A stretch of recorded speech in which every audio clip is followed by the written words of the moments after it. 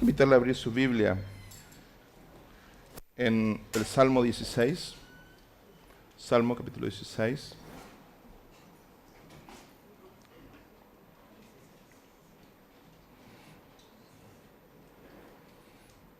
Salmo de David.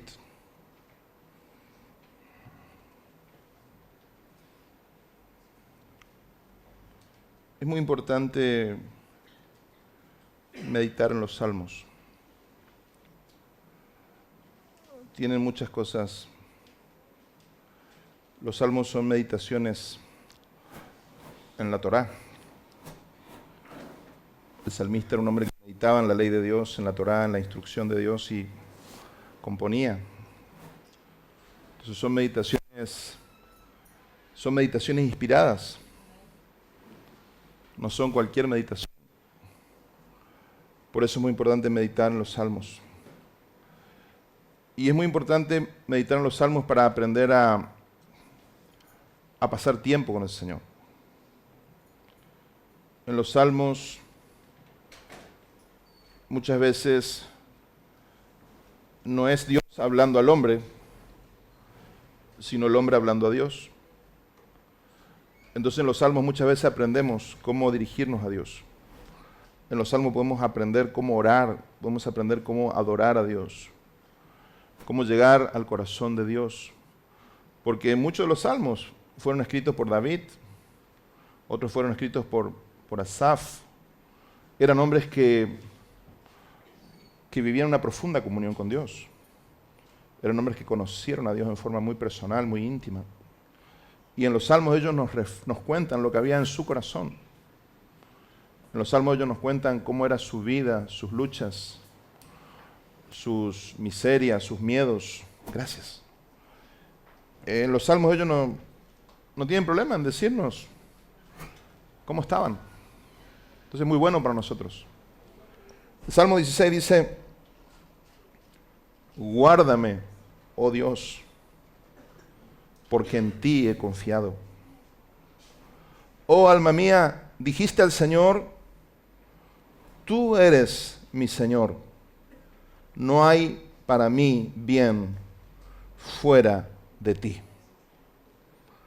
Para los santos que están en la tierra y para los íntegros es toda mi complacencia. Se multiplicarán los dolores de aquellos que sirven diligentes a otro Dios. No ofreceré yo sus libaciones de sangre, ni en mis labios tomaré sus nombres. El Señor es la porción de mi herencia y de mi copa. Tú sustentas mi suerte. Las cuerdas me cayeron en lugares deleitosos, y es hermosa la heredad que me ha tocado. Bendeciré al Señor que me aconseja, aún en las noches me enseña mi conciencia. Al Señor he puesto siempre delante de mí, porque está a mi diestra, no seré conmovido. Se alegró por tanto mi corazón y se gozó mi alma. Mi carne también reposará confiadamente, porque no dejarás mi alma en el Seol, ni permitirás que tu santo vea corrupción. Me mostrarás la senda de la vida, en tu presencia y plenitud de gozo, delicias a tu diestra para siempre. Amén. Tremendo salmo. Impresionante. El poeta, el salmista, es un poeta y es un profeta, ¿no? Esto es la riqueza que tiene el salmo. Porque el autor es un profeta, es un hombre de Dios, que está hablando inspirado por Dios, pero también lo va a hacer con la belleza que lo hace un poeta, y va a usar figuras, y va a usar comparaciones que nos permiten a nosotros entender un poco más. Nos cuesta mucho a las personas entender las cosas espirituales. Nos cuesta, porque son cosas que no vemos. Y lo que no vemos nos cuesta entenderlo. Entonces lo que hace el Señor es usar figuras, usar metáforas, usar comparaciones, usar cosas conocidas para nosotros, para que poder entender algo muy profundo de lo que es espiritual que nos cuesta. Y acá empieza con una invocación. El Señor, Él le dice al Señor, el salmista le dice, guárdame, Señor, guárdame porque he confiado en ti. Y fíjense, ya empieza Él hablándose a sí mismo. Y esto es algo que tenemos que aprender a hacer. Oh alma mía, dijiste al Señor, tú eres mi Señor, no hay para mí bien fuera de ti. O sea, en otras palabras, el salmista le diciendo, alma mía, acordate lo que dijiste del Señor, acordate. Porque ahora estamos acá en la casa del Señor y cuando cantamos, cuando estamos adorando, cuando estamos orando, cuando estamos declarando nuestra necesidad de Dios, nosotros le decimos muchas cosas al Señor. Pero después cuando estamos ahí afuera, a veces nos olvidamos lo que le dijimos al Señor. Pero el Señor nos olvida. Y ese es el tema. Todo lo que vos decías al Señor, el Señor no se olvida. Cuando vos le dijiste, Señor, contá conmigo, acá estoy. El Señor toma esa palabra. Y el Señor cuenta con vos. Y después vos salís a vivir tu vida y estás en tus cosas y estás metido en tu trabajo, en tu carrera, en lo que sea, y en un momento el Señor te necesita y te dice, quiero que hagas esto para mí. Y ahí vos empezás, no, pero Señor, estoy ocupado. La carrera, el jefe, el trabajo, mi esposa, mi familia. Sí, pero ¿te acordás que vos me dijiste?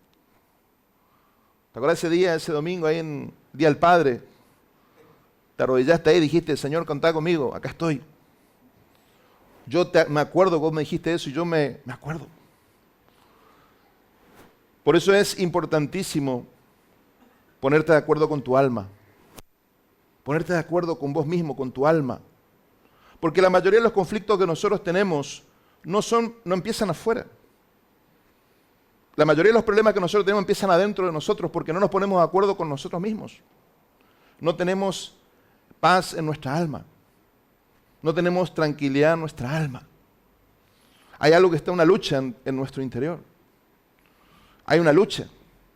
Una parte quiere agradar al Señor y una parte quiere agradar al mundo. Una parte quiere hacer la voluntad del Espíritu y la otra parte quiere hacer la voluntad de la carne. Y esa lucha permanente está.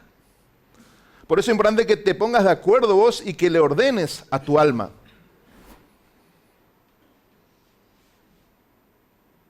Vos no le puedes ofrecer al Señor algo que vos no tengas.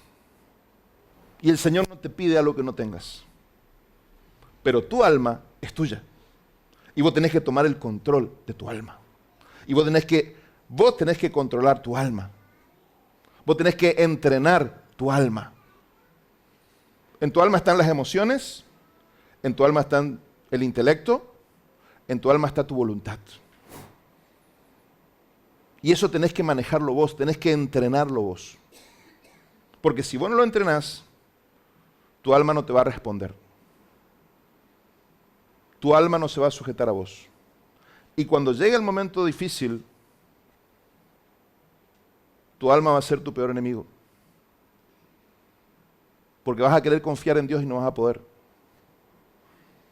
Porque en tu espíritu confías en Dios. Pero en tus emociones tenés dudas, tenés miedos. En tu espíritu querés hacer la voluntad de Dios. Pero si no entrenaste tu alma se va a resistir a hacer la voluntad de Dios. Por eso es importante todos los días entrenar tu alma. ¿Y cómo se entrena el alma? A través de lo que enseña este salmo. Acá el salmista nos va a decir cómo él entrena su alma. Él primero le habla a su alma. Él le habla a su alma. Alma mía, acordate, vos dijiste, tú eres mi Señor. Tú le dijiste a Dios, tú eres mi Señor. Entonces, si hay un Señor, no hay dos señores. O Jesús es el rey de tu vida, o no tiene nada que hacer en tu vida. Jesús es Rey de reyes y Señor de señores. Entonces Él no puede venir a ocupar otro lugar en tu vida, sino el trono de tu vida. Si vos no le entregas el trono de tu vida, Él no va a poder reposar en tu corazón. Porque Él no va a venir a tu corazón a ocupar un segundo lugar. Ocupa el primer lugar o no ocupa ningún lugar. Por eso dice la palabra, yo estoy a la puerta y llamo. Si alguno oye mi voz y abre la puerta, yo entraré y me sentaré y cenaré con él y él conmigo. Esa palabra no es para el no cristiano, esa palabra es para el creyente. El Señor está llamando y si vos escuchás su voz, Él va a tener comunión íntima con vos. El lector de ese versículo entiende. Un judío del primer siglo no se iba a sentar a la mesa con cualquiera. Sentarse a la mesa es tener comunión, sentarse a la mesa es un altar, es algo sagrado. Jesús está ofreciéndote un nivel de intimidad porque te considera su hijo, porque te considera limpio, te considera puro, te considera que sos de Él.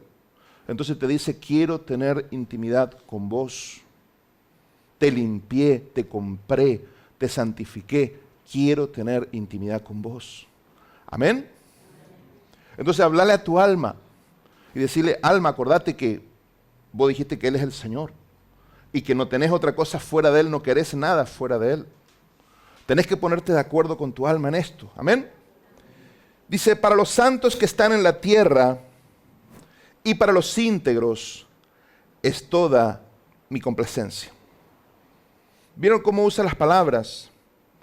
Toda mi complacencia. No hay, dice, no hay para mí bien fuera de ti. No hay nada fuera de ti. Y por otro lado dice, toda mi complacencia es para los santos y los íntegros. ¿De quién está hablando? ¿Está hablando de la gente del mundo? Obviamente que no. Está hablando del pueblo de Dios. Está hablando de una predilección. Está hablando de un deleite, un disfrute. Cuando vos te pusiste de acuerdo con tu alma, cuando vos te pusiste de acuerdo con tu alma, dijiste, el Señor es mi Señor. Vos te vas a deleitar estar con los íntegros y los santos, no con nadie más. Por supuesto que vivimos ahí afuera y tenemos contacto con todo tipo de personas, pero nosotros sabemos que no somos parte de eso. Nosotros sabemos que nosotros somos la luz y la sal de la tierra. Y nosotros estamos en el mundo, pero no somos del mundo. Nosotros estamos ahí afuera para ser testigos del Señor, para bendecir a las personas, para ayudar a las personas que están oprimidas, para ayudar al que está perdido. Pero nuestro deleite, nuestra complacencia es con el pueblo de Dios.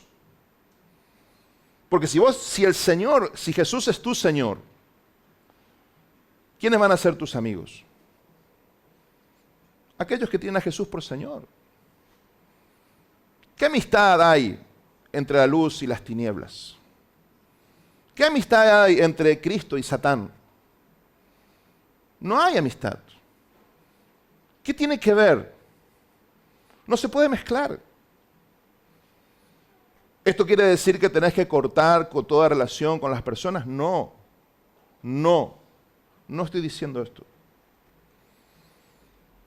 Pero si tus padres no conocen a Dios, hay cosas que no te van a entender nunca. Y son tus papis. Tenés que amarlos, tenés que honrarlos. Pero hay cosas que no te van a entender.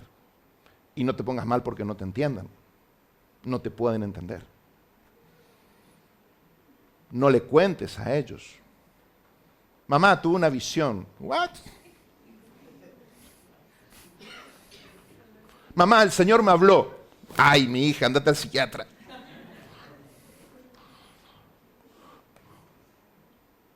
No se puede. El hombre natural no percibe las cosas de Dios. No es que no quiera, no puede. Si nosotros siendo cristianos, si no entrenamos nuestra alma, nos cuesta entender las cosas de Dios. Imagínate la persona que no tuvo un encuentro con el Señor. Entonces no le podés pedir peras al olmo, no existe esto. Entonces tenés que deleitarte en la comunión con los santos. Si vos sos del Señor, vas a deleitarte en la comunión con los que son del Señor. Vas a preferir a los que son del Señor.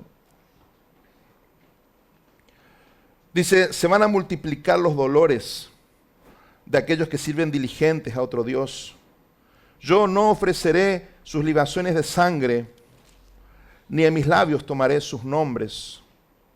El Señor es la porción de mi herencia y de mi copa. Tú sustentas mi suerte. Jehová es la porción de mi herencia y mi copa. Tú sustentas mi suerte. Las cuerdas me cayeron en lugares deleitosos, y es hermosa la heredad que me ha tocado. Fíjate vos cómo el salmista está hablando de un proceso de adoración, un proceso de exaltación, y va a decirnos, hay sacrificios que yo no voy a hacer. Yo no voy a hacer sacrificios para Dios, para otro que no sea mi Dios. Y habla de la sangre.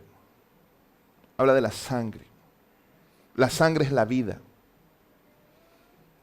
La sangre es la vida. Ofrecer sangre es ofrecer vida. Cuando vos haces un ayuno, cuando vos ayunás, tu cuerpo empieza a producir menos sangre. Por eso es un sacrificio. Porque estás ofreciendo sangre. Después de unos días de ayuno te sentís débil. Porque te falta. Te falta sangre. Te falta fuerza. Es un sacrificio. Tiene mucho poder. Porque es sangre. Hay vida. Y muchas veces la única forma de que Dios pueda liberarnos de ciertas cosas es ayunando. Hay poder en el ayuno. Dice que en el ayuno, la palabra dice que en el ayuno se cortan las cadenas, se cortan las ligaduras, se rompe la opresión. Las cosas que nos están oprimiendo se cortan cuando ayunamos. Por eso es importante ayunar. Por eso es importante cuando convocamos. Ahora los varones están filosos con eso, el ayuno de los lunes. Se organizan el lunes y... ¿Cuánto ahora le están pegando? 15 días, ¿no? Van rotando, ¿no? 15 días. Hay 15 días ya seguidos que hay hermanos ayunando en la iglesia. 15 días. Queremos llegar al mes, tenemos que llegar a todo el mes, tener cubierto. Que todos los días haya gente ayunando. Es importante. Pero el salmista va a decir, en este salmo va a decir, Jehová es la porción de mi herencia y de mi copa. Las cuerdas me cayeron en lugares deleitosos. Y está hablando de una costumbre de la antigüedad para explicarnos, como yo te digo, el Señor usa cosas muy gráficas. Cuando había que repartir la tierra, cuando había que repartir la herencia de las tribus en la tierra de Canaán, ¿qué se hacía? Se usaban unas cuerdas, se tiraban unas cuerdas, se echaban suertes y se tiraban unas cuerdas, y esas cuerdas, donde esas cuerdas caían, eran como, por decirte, como un agrimensor que marca la tierra, y esa tierra que marcaba la línea, esa tierra tocaba a vos. ¿Sí? ¿Me está entendiendo? Está hablando de la herencia, de tu herencia, de lo que vos recibís. Y hay una herencia que es material, que es buena. Es la herencia que te dejó tu papá, tu abuelo, tu mamá. Te dejó una casa, un departamentito, un auto. Una herencia. Eso es bueno. Es bueno dejar herencia.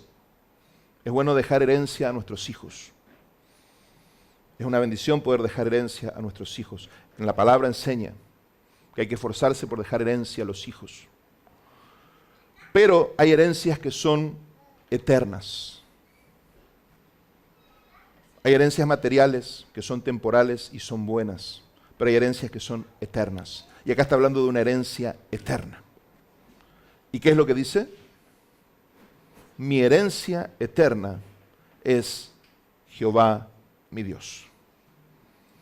Dios es tu herencia eterna. ¿Qué quiere decir esto? Nadie puede robarte esa herencia. Es para siempre.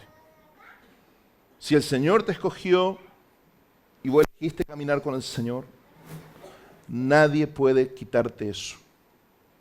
Nunca vas a perder eso, porque es tu herencia eterna. Pero esto nos está hablando de un entendimiento. No sé si vos alguna vez tuviste la bendición de comprar un terreno, por ejemplo, o que te regalen un terreno tus padres o algo así. Pero yo creo que habrás visto que lo primero que hace una persona que recibe un terreno, después de ir a conocerlo, ¿qué es? ¿Qué es lo que hace? A ver, Roque, ¿qué hace? ¿Mensura para qué?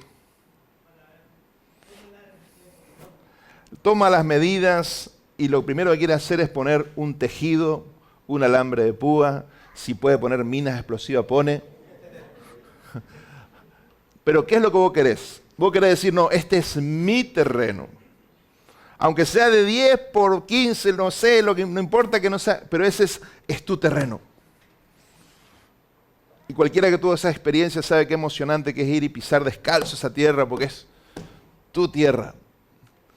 Y tal vez está allá, en la loma del Quinoto, pero no importa. Es tuya. Y es emocionante eso. Y vos querés poner un límite. Y yo quiero decirte, querido, que para poder caminar con Dios, tenemos que aprender a establecer límites.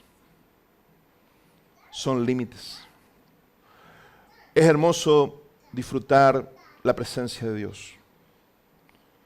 No hay nada más hermoso que la presencia de Dios. No hay tesoro más grande que caminar con Dios. Pero Dios es santo. Dios es santo. Y Dios, la palabra, cuando vos lees la palabra, ves que está llena de límites. Pero no son límites para frustrarte, no son límites para limitarte. Son límites para cuidarte. Nosotros tenemos límites, todo el tiempo tenemos límites. Fíjense, acá está Samuel, por ejemplo. Samuel está jugando, no pasa nada, está bien. Ahora, si Samuel agarra y quiere tocar un cable, por ejemplo, yo sé que cualquiera de nosotros va a reaccionar y decir, Samuel, no toques el cable. Le vamos a poner un límite. Puede ser que Samuel lo tome bien, lo tome mal, puede llorar, o capaz que le pide, papá, papá, y llora, y Pablo viene y lo levanta. Pero todos nosotros vamos a reaccionar, ¿para qué? Para cuidarlo. Y Dios es papá. Entonces, cuando Dios pone un límite en su palabra, cuando Dios dice no hagas esto, no hagas aquello, es para cuidarte. Lo entiendas o no lo entiendas. Hay personas con las que el Señor te va a decir, no quiero que tengas amistad con esa persona.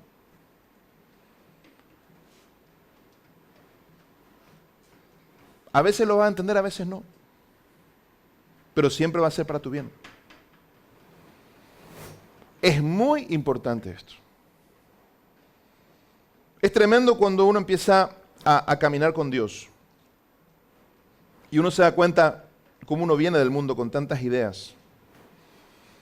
Y, hermano querido, cuando nosotros venimos de afuera, somos totalmente ignorantes de la vida del Señor.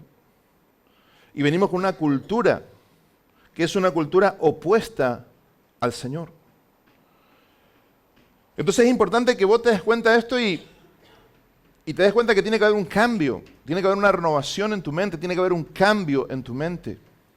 Porque si no dejas que tu mente sea cambiada por la mente del Señor, vas a tener una lucha continua. Vas a estar en la iglesia, pero tu cabeza va a estar en otro lugar. O vas a estar en el Señor, pero no vas a ver las cosas que esperás ver del Señor. Porque no tenés los límites claros. La palabra dice, al que ordenare su camino, le voy a mostrar mi salvación. ¿Amén? Entonces es cuestión de ir ordenándote nomás. Pasás tiempo con el Señor todos los días. Meditas en la palabra y vas viendo en la palabra que hay cosas que están desordenadas. Y vas ordenándote. Acá, hoy por ejemplo, ahora tenemos que hablar con Raymond por las 4 materias esas.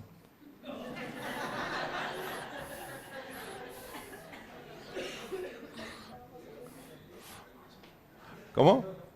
Que pague el asado mañana y ya, listo. Arreglamos, ahora vemos. Entonces,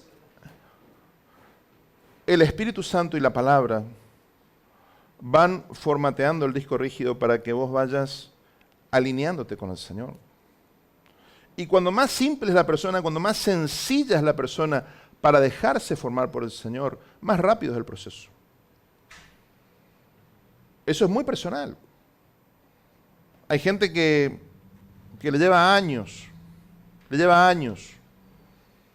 Y hay gente que muy rápido engancha, entiende, se conecta. Pero depende mucho de uno. La Biblia dice, de cierto os digo, que si no se hacen como un niño no podrán entrar al reino, no podrán ver el reino. Hay que ser como un niño muchas veces en esto. Hay que ser sencillos de corazón. No quiere decir que seas inmaduro, no quiere decir que no uses la mente, que no uses el sentido común, no quiere decir esto. Pero hay veces que el Señor te pide algo y tenés que ser sencillo.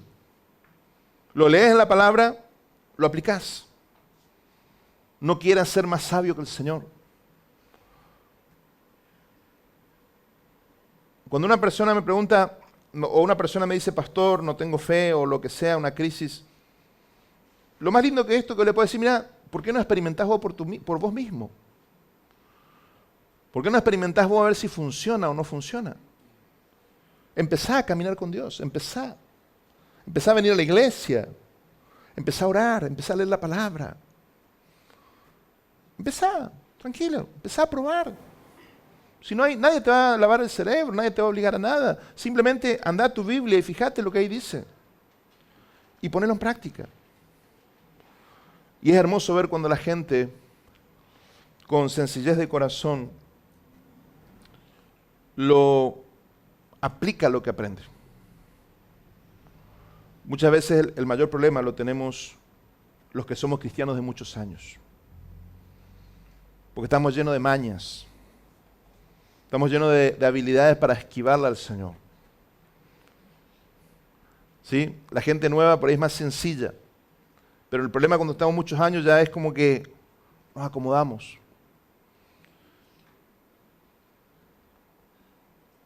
Pero el salmista va a decir, las cuerdas me cayeron en lugares deleitosos, es hermosa la heredad que me ha tocado.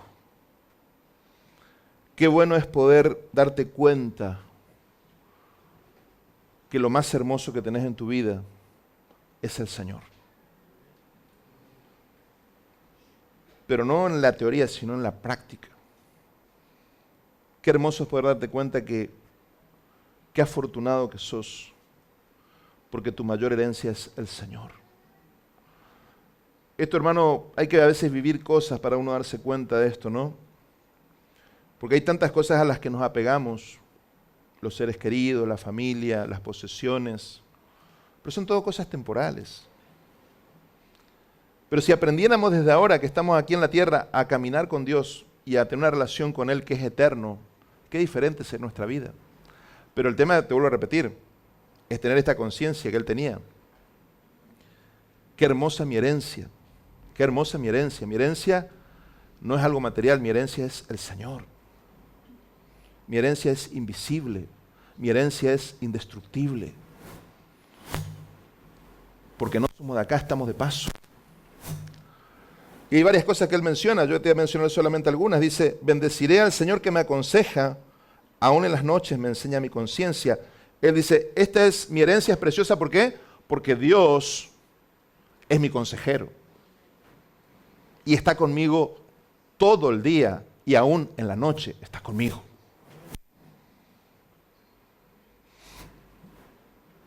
Yo me siento honrado cuando alguien me dice, pastor, quiero su consejo. Amén, qué bueno. Pero qué lindo sería si yo puedo decir, Dios es mi consejero.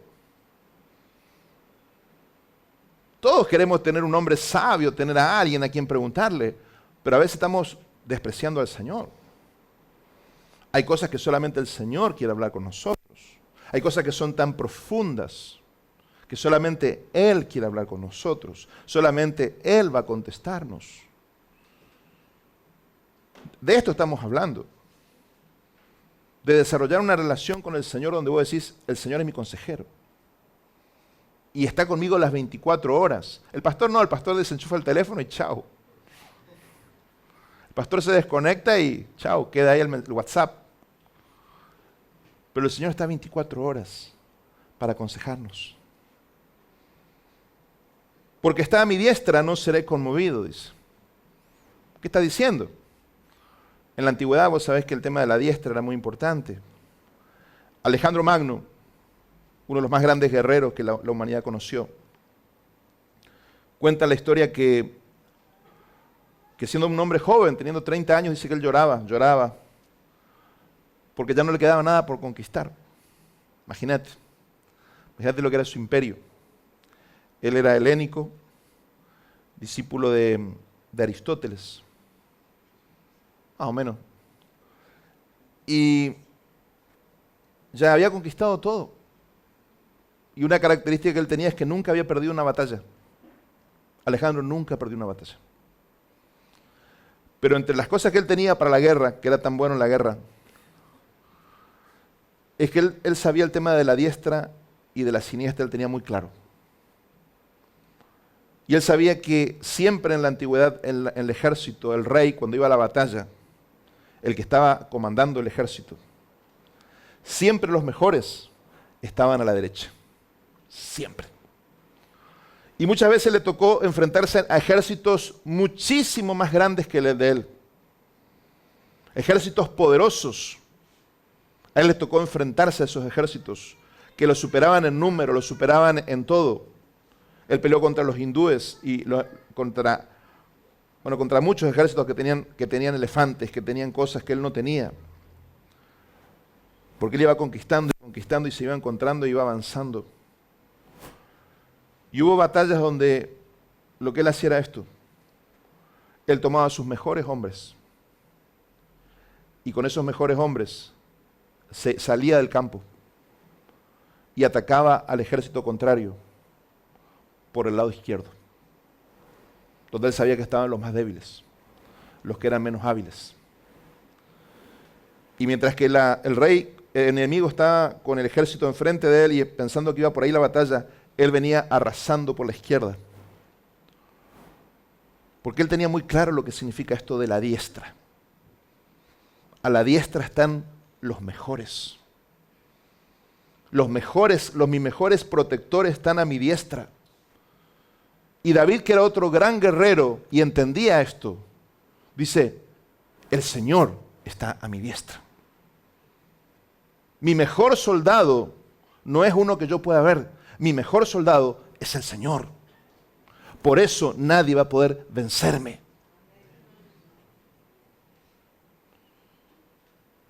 De eso estamos hablando. El Señor quiere ser tu consejero. Día y noche está dispuesto a ser tu consejero. El Señor quiere ser tu mejor defensor, tu mejor protector. Quiere estar con vos a tu diestra. O sea, que cuentes con Él en la batalla, en lo que enfrentes en la vida. Él quiere estar con vos, peleando por vos. Por eso el salmista puede decir, a mí me tocó lo mejor, la mejor herencia me tocó.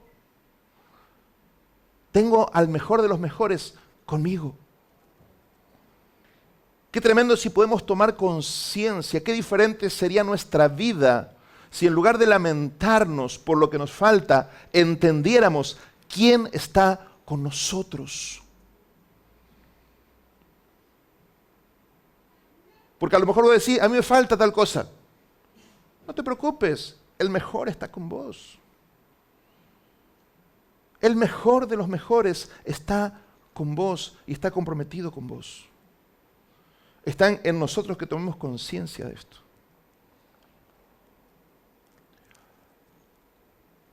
Se alegró, versículo 9, se alegró por tanto mi corazón y se gozó mi alma. Ese alma a la que él empezó hablando en el principio. A ese alma a la que él le dice, mirá, acordate, cuando toma conciencia le dice, se alegró mi corazón, se gozó mi alma, mi carne también va a estar confiada. Porque no dejarás mi alma en el Seol, ni permitirás que tu santo vea corrupción. Esta línea es una línea profética, mesiánica. Está hablando de Jesús. Está hablando del Mesías, que iba a morir, pero no iba a poder la muerte retenerlo, sino que iba a volver de la muerte. Nuestro Dios es uno que vino y conquistó la carne, vivió como hombre y como hombre murió y resucitó. No hay otro líder, no hay ninguna otra persona en la historia de la humanidad que haya vencido esa batalla. Nuestro Dios venció esa batalla. Él venció la muerte. Nunca dejes que comparen a Jesús con ningún otro gran líder. Ha habido grandes líderes en la humanidad y hay mucho que aprender de ellos.